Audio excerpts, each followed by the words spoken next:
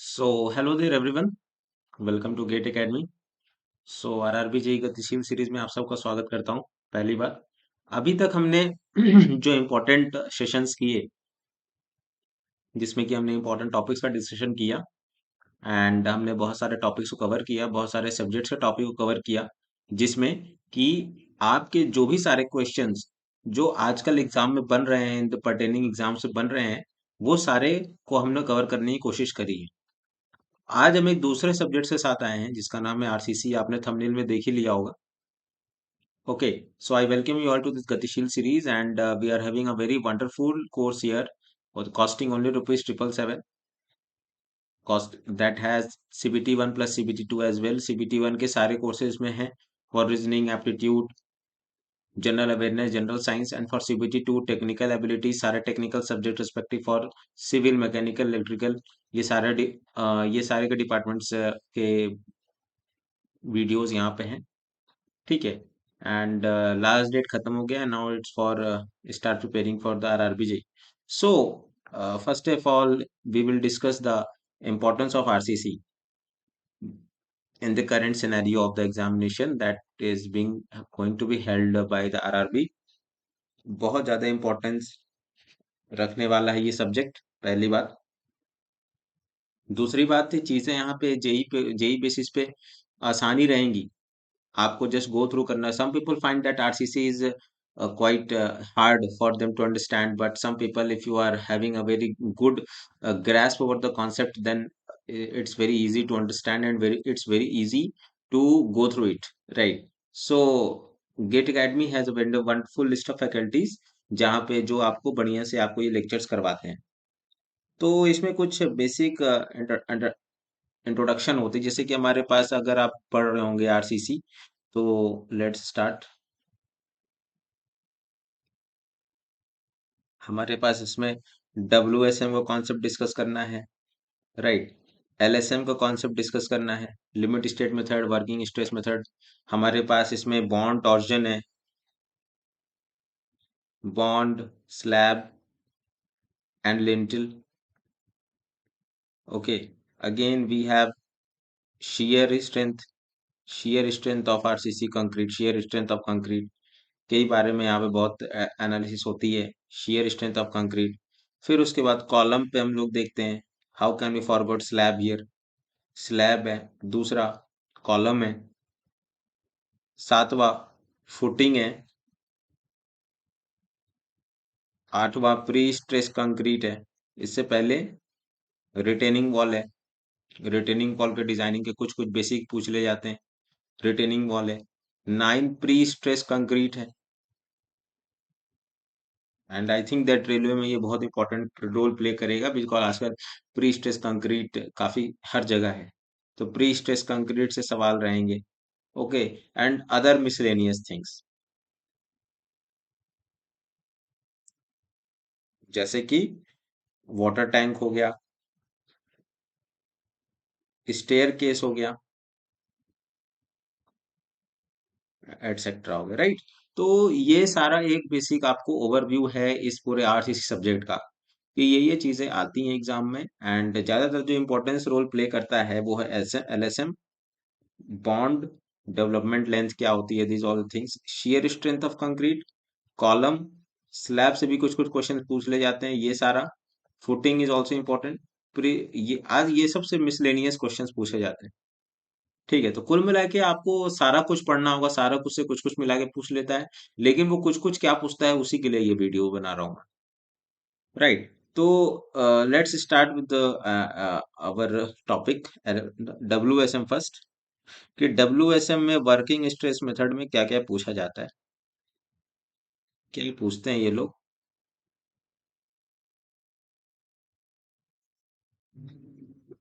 इसमें हमारे पास पूछा जाता है कि क्रिटिकल डेप्थ क्या होती है from the working stress point of view,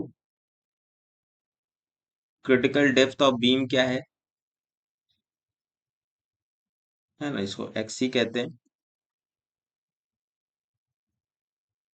right? Critical depth of beam क्या है, ये भी हमारे पास है। हमारे पास पूछे कि सिंगली रिइंफोर्स उसका थोड़ा सा डिजाइनिंग पूछ लेगा आपसे। सिंगल सिंगल रिइंफोर्स्ड मतलब various conditions for the under reinforced section और reinforced section, over reinforced section और न्यूट्रली रिइंफोर्स है ना, बैलेंस रिइंफोर्स सेक्शन। तो ये सारा चीज आपको पता होना चाहिए, जैसे कि अंडर इनफोर्स्ड क्या हो गया, इसमें कैसे उसमें डिजाइन होती है। अच्छा, before going into that, we are also having factor of safety. For concrete के केस में क्या होता है इसमें, और स्टील के केस में क्या होता है, तो ये पता होना चाहिए आपको। अंडर इनफोर्स हो गया, बैलेंस्ड हो गया,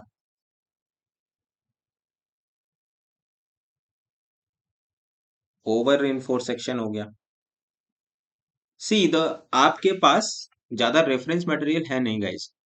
What you have the reference material from the reference point of view, we are having also coming with a wonderful uh, book। अभी उसका प्रिंट आउट चल रहा है and will be available with you for you in the coming days. और उसमें सारे जो exam के हैं, वो जो जिस्ट होता है इंपॉर्टेंट क्वेश्चन का, तो वो सारा चीज इसमें कवर होगा उसमें। ठीक है, तो वो किताब आपको लगाना बहुत जरूरी होगा।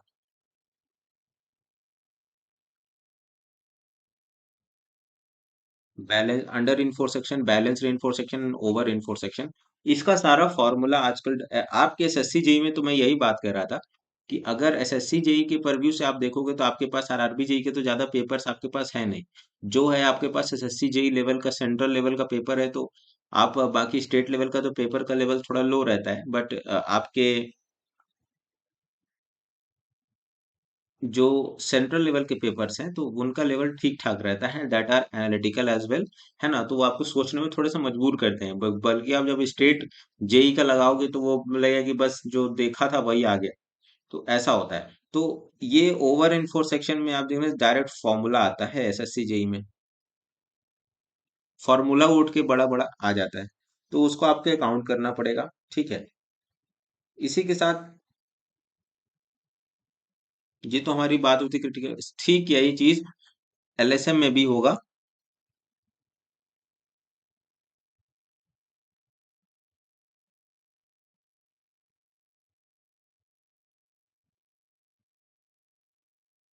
कि आपको यहाँ पे भी क्रिटिकल डेप्थ निकालनी पड़ेगी।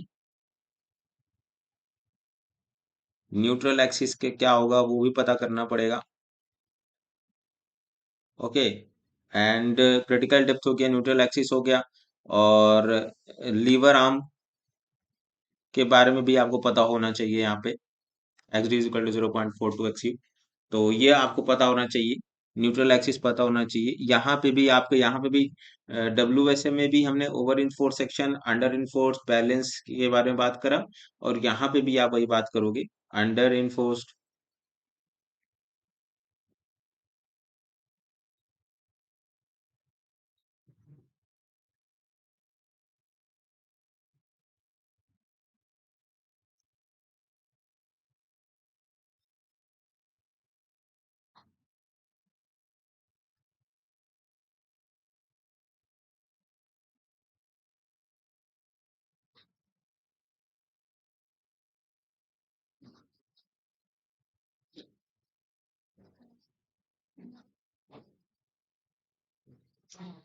सो ये बेसिक चीजें हैं जो आपको पता होना चाहिए इसमें।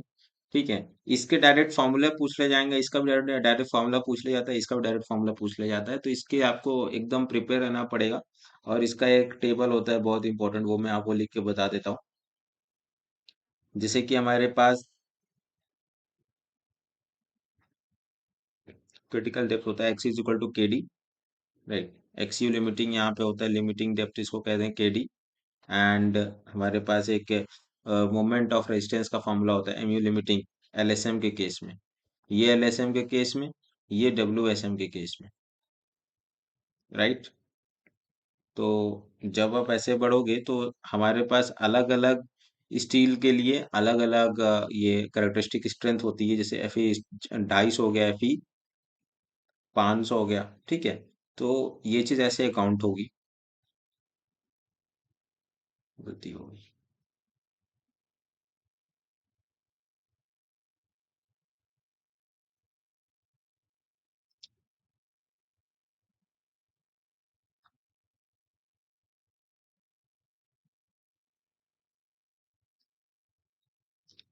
इसकी जो वैल्यू होती है एक्स इज इक्वल टू के डी वो 0.4440 होती है।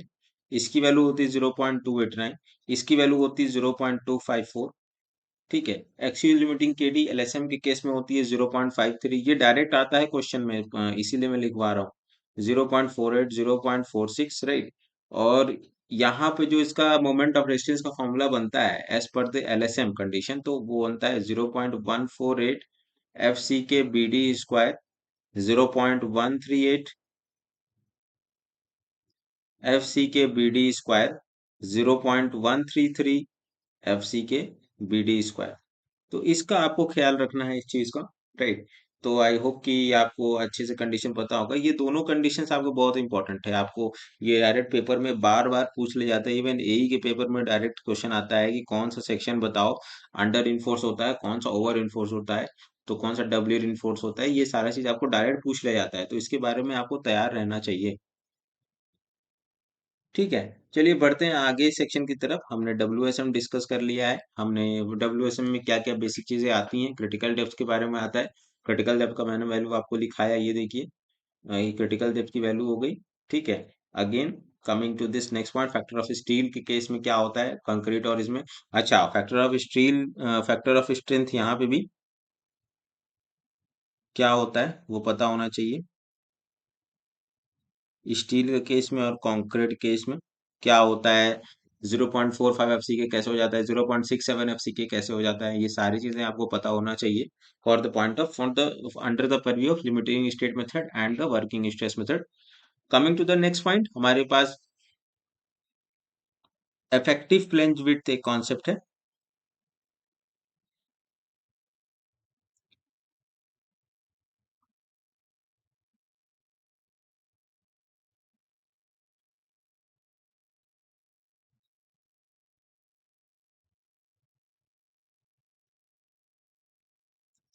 सी, इफेक्टिव लेंथ कह लो या फिर कुछ भी कह लो। हमारे पास दो सेक्शन हम लोग ज्यादातर हम लोग पढ़ते हैं। टी टी बीम हो गया और एक एल बीम हो गया, टीएल बीम हो गया। ठीक है। तो टी और एल बीम का हम लोग इफेक्टिव इफेक्टिव फ्लैंज विड्थ पढ़ते हैं। ठीक है।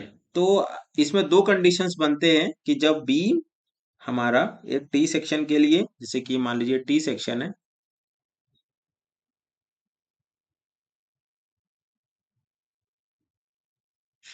टी सेक्शन है तो इसका टी सेक्शन में क्या होगा और इसका एल वाले का क्या होगा।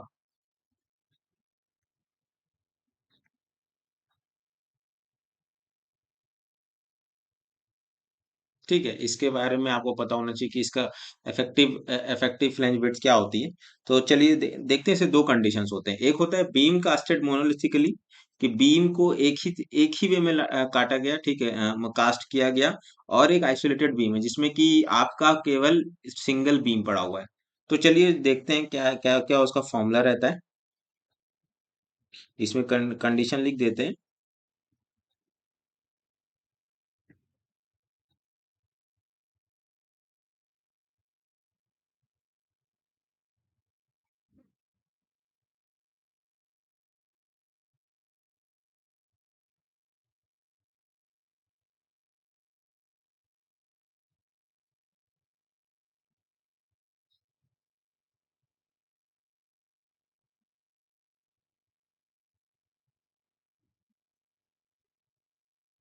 आई होप कि इसको आप लोग याद कर रहे होगे, और इसको प्लीज सबको याद कर लेना, अदरवाइज पेपर में हालत खराब हो जाएगी। डायरेक्ट यहाँ से क्वेश्चन बनता है।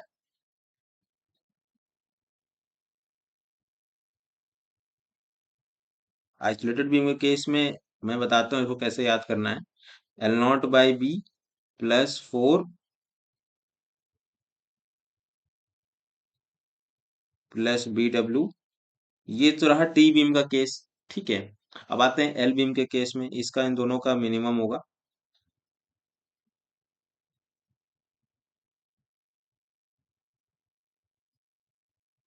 L not by 12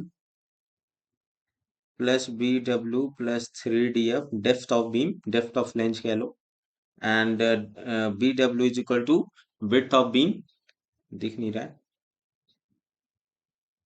B W plus L1/2, right. तो ये ऐसे हो गया। और यहाँ पे एल के आइसोलेटेड बीम के केस में क्या होगा, यहाँ पे 0 पॉइंट ऊपर देखिए केवल एल नॉट है, और यहाँ पे 0.5 एल नॉट है। अगेन यहाँ पे L not by B plus 4 plus B W हो जाएगा। ठीक है, तो ये फॉर्मूला हुआ हमारे पास for effective flange of effective flange width for T beam and L beam. T beam का कंडीशन ये रहा।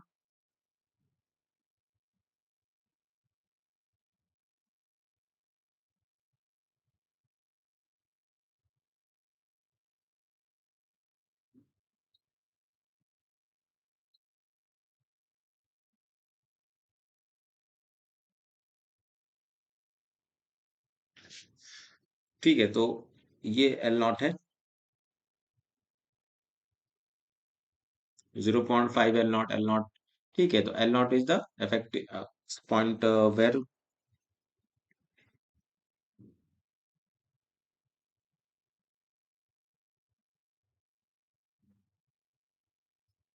ठीक है, तो चलिए चलिए बढ़ते हैं आगे इसी की बात पे। और इसके साथ एक और कंडीशन पूछ ली जाती है टी बीम का, कि टी बीम के तो बहुत सारे न्यूमेरिकल्स बनते हैं। न्यूमेरिकल्स ऑन टी बीम जो जो बनते हैं मैं आपको बता दे रहा हूँ। अच्छा, यहाँ पे मैं बात कर रहा था कि पॉइंट ऑफ कॉन्ट्रा फ्लेक्चर क्या होता है। ठीक है, जहाँ पे बेंडिंग मोमेंट चेंजेस साइन, तो दैट इज एल नॉट, उसी को एल नॉट बोलते हैं। तो न्यूमेरिकल्स ऑफ टी बीम क्या बनते हैं, पहला बनता है कि तीन कंडीशंस इसमें बनते हैं टी बीम में, on the basis of three conditions.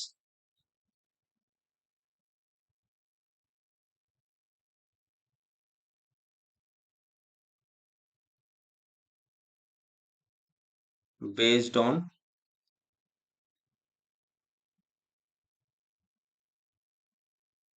Neutral axis position in the beam.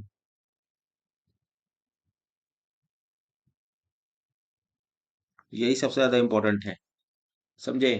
Neutral numericals of T beam के बारे में, three condition based on neutral position in the beam, इसी में सबसे ज्यादा सवाल बनते हैं।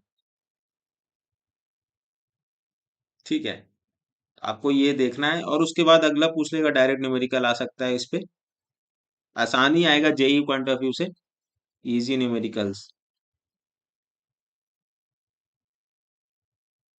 Direct formula based.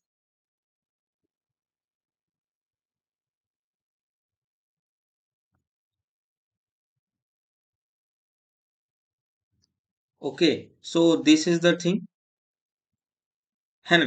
कोई इसमें दिक्कत वाली बात तो हमको लग नहीं रहा है कि होगी।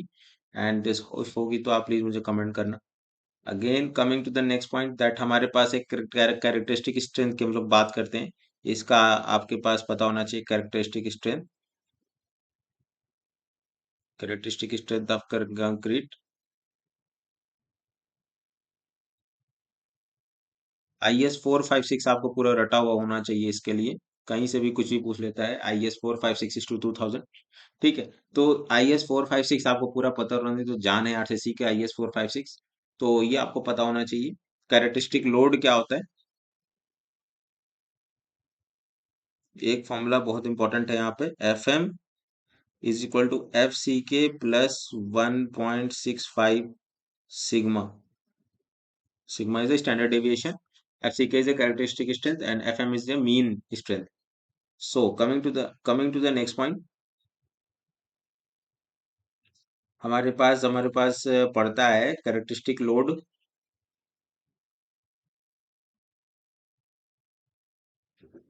कैरेक्टरिस्टिक लोड हो गया। ठीक है, तो ये बेसिक बेसिक चीज regarding the I characteristic strength और कैरेक्टरिस्टिक लोड के ऊपर बनता है कंक्रीट का। उसके बाद बनता है कि क्या कंडीशंस होते हैं, कि जिसमें so compliance requirement, exception, acceptance criteria बहुत इंपॉर्टेंट है।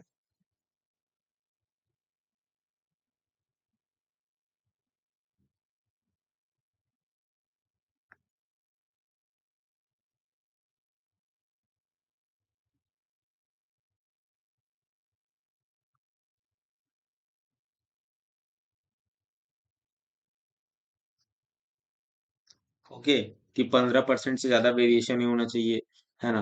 कौन सा आपको, अगर इंडिविजुअल टेस्ट रिजल्ट है तो FCK -3 नहीं होना चाहिए, ये सारा चीज आपको पता होना चाहिए, राइट। तो इसमें कोई दिक्कत आने वाली नहीं होनी चाहिए जहां तक मुझे लगता है। ठीक है, और उसके बाद अभी हम एलएसएम में ही हैं। एलएसएम में हमारे पास दो कॉन्सेप्ट होते हैं, ये बहुत बहुत इंपॉर्टेंट है। मैं आपको क्या बताऊं, एलएसएम में दो कंडीशंस बनते हैं, एक है लिमिट स्टेट ऑफ कोलैप्स, एक है लिमिट स्टेट ऑफ सर्विसिबिलिटी।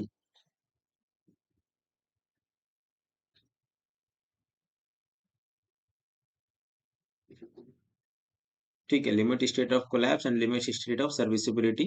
तो उसको आप सर्विसिबिलिटी में आप क्या क्या देखते हो गाइस, आप लोग देखते हो कि इसमें जो सर्विसिबिलिटी, जो सर्विस देने की क्षमता है, ठीक है, बिना बिना कोई दिक्कत किए आपको वो सर्विस दे रहा है, दैट इज सर्विसिबिलिटी, जो आपको सेवा प्रदान कर रहा है। तो उसमें अगर क्या क्या चीजें हैं, अगर सर्विसिबिलिटी में कमी आती है तो वो किन किन चीजों में कमी आती है। तो पहला तो उसमें होता है डिफ्लेक्शन, डायरेक्ट क्वेश्चन बनता है यहाँ से। डिफ्लेक्शन हो गया, क्रैकिंग हो गया,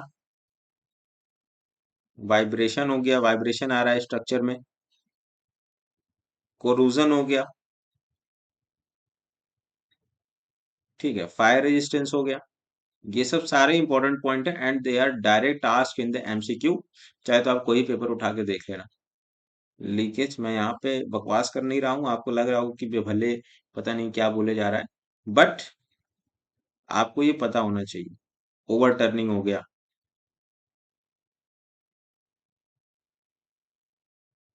और इसमें कोलैप्स में क्या है, जो एकदम पूरा ढह जाए, तो कौन कौन से फैक्टर्स होते हैं, टीसीएस है ना, टाटा कंसल्टेंसी सर्विस, आपको याद होगा।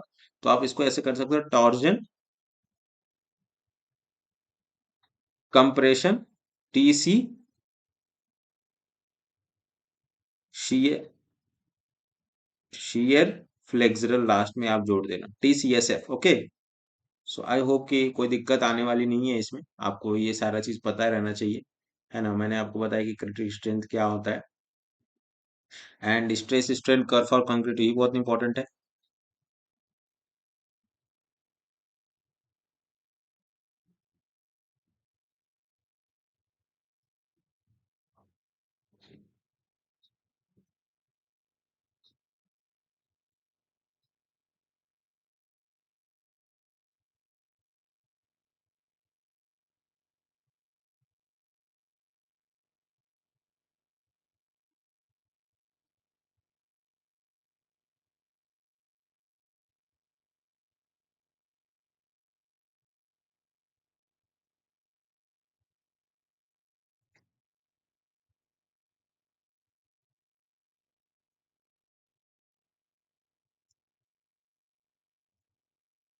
जहां तक डायरेक्ट क्वेश्चन बनता है गाइस, ये स्ट्रेट लाइन वाला जोन है,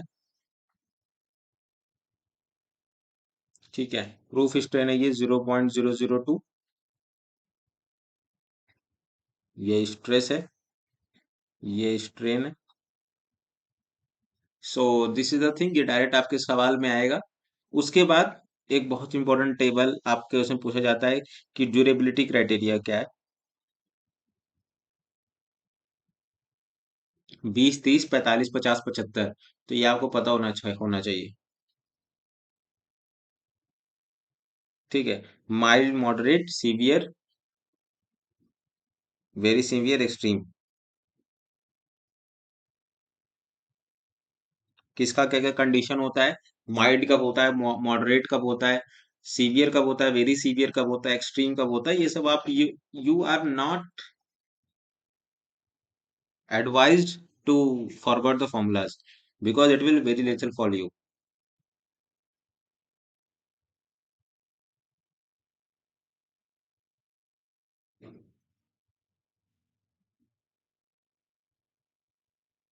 ठीक है, तो इसमें आपको सब कुछ पता होना चाहिए कि क्या मिनिमम आरसीसी का ग्रेड है, क्या मिनिमम प्लेन सीमेंट कंक्रीट का ग्रेड है, क्या मिनिमम कवर है, ओके, क्या मिनिमम कवर है आर, ठीक है। और वाटर वाटर सीमेंट रेशियो क्या है, ये आना ही चाहिए, ये पूरे जेई के पेपर में बहुत ज्यादा इंपॉर्टेंट मुद्दा है, ठीक है। तो इसको आप लोग अच्छे से करो, एंड तो मैं आपको एक रिमैप दे देता हूँ, ज्यादा लंबी वीडियो नहीं बनाऊंगा, शॉर्ट शॉर्ट वीडियोस बनाऊंगा, ताकि ऐसे ही आदमी चलते फिरते करके देख ले। तो जैसे कि आप सपोज कोई चैप्टर पढ़ने वाले हो, लेसन पढ़ने वाले हो, तो ये सारी चीजें आपको अलर्ट रखनी चाहिए, ठीक है। तो आइए देखते हैं पहले कि क्या किया है। तो अभी तो हम लोग WSM और LSM पे ही डिस्कस कर रहे थे। Working stress method, critical depth of beam के बारे में हमने बोला कि ये पढ़ना है आपको, एक्सी है ना, फॉस के फैक्टर ऑफ स्टील के बारे में पढ़ना है कि कंक्रीट कितना होगा डब्ल्यूएसएम केस में और स्टील का कितना होगा डब्ल्यूएसएम के केस में। अंडर इनफोर्स सेक्शन क्या होता है, कैसे होता है, कितना होता है, और बैलेंस रेनफोर्स सेक्शन कब कब होता है, क्या कंडीशन उसकी आती है, और ओवर रेनफोर्स सेक्शन में क्या प्रिवेल होता है। उसी तरह से लिमिट स्टेट मेथड में ये सारी चीजें पूछी जाती है। अगेन जैसे यहाँ पे भी क्रिटिकल डेप्थ था वर्किंग स्ट्रेस में भी, और तो यहाँ पे भी लिमिट स्टेट मेथड में भी ये दूसरा मेथड है, और ये ज्यादातर आजकल यूज होता है और ज्यादातर इसी से क्वेश्चन भी बनते हैं, बिकॉज यही आजकल ज्यादा प्रैक्टिस में है। क्रिटिकल डेप्थ हो गया, न्यूट्रल एक्सिस हो गया, under reinforced section, balance reinforced section, again over reinforced section, lever arm axis equal to KT, XU limiting KT, MU limiting क्या होता है इसमें एलएसएम के केस में। यहाँ पे अगर एफ 250 है, एफ 250 जब आप डिटेल में पढ़ोगे हमारे लेक्चर से, तो आपको पता चलेगा कि एफ 250 क्या होता है, एफ 415 क्या होता है, एफ 500 क्या होता है। तो 0.400 होता है फॉर डब्ल्यूएसएम के केस में, एफ 250 के लिए, ठीक है, जो उसकी क्रिटिकल डेप्थ होती है। तो ये चीज आपको पता करके रखना है,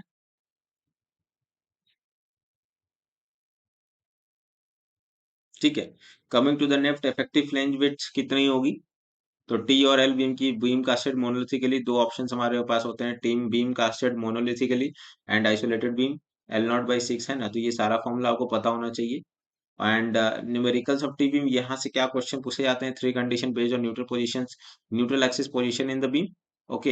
एंड और जैसे जैसे रॉड आप लोग स्टील डालोगे तो वैसे वैसे न्यूट्रल एक्सिस का पोजीशन भी चेंज होता जाता है, तो उसको आपको अकाउंट करके रखना है। Characteristic strength of concrete, F M is equal to F C K plus 1.65 sigma. Characteristic load क्या होता है, acceptance criteria for characteristic strength of concrete क्या होता है, 15% ऑफ द एवरेज लेते हैं, अगर इंडिविजुअल वेरिएशन है तो एफ सी के -3 लेते हैं। एलएसएम के केस में हम लोग कोलैप्सिबिलिटी डिस्कस करते हैं, सर्विसिबिलिटी डिस्कस करते हैं, कोलैप्स हम लोग टीसीएसएफ में डिस्कस करते हैं, सर्विसिबिलिटी में हम लोग deflection, cracking, vibration, corrosion, fire resistance, leakage and overturning, ये सब डिस्कस करते हैं। उसी के साथ आगे जब बढ़ते हैं तो स्ट्रेस स्ट्रेन कर्व जो कंक्रीट का बनता है, ये बहुत इंपॉर्टेंट पर्व्यू है, और इसमें जो पहले एलएसएम के केस में ये बनता है, तो जो इसमें 0.002 इसमें प्रूफ स्ट्रेन होता है। एंड जो आगे का पोर्शन होता है तो इसमें एक पहला जोन जो होता है वो पैराबोलिक बनता है, और दूसरा जोन जो होता है इसमें स्ट्रेट लाइन बनता है। तो इसको आपको अच्छे से काउंट करके रखना है। ड्यूरेबिलिटी क्राइटेरिया बहुत इंपॉर्टेंट टॉपिक है, इसको आपको भूलना ही नहीं है। खुद का नाम भूल जाना, लेकिन ये करके जाना पेपर में, ठीक है। तो चलिए, थैंक यू, इसी के साथ मिलते हैं अगले सेशन पे। एंड आई होप कि आपको सेशन अच्छा लगा हो, and please like share subscribe my channel. Thank you.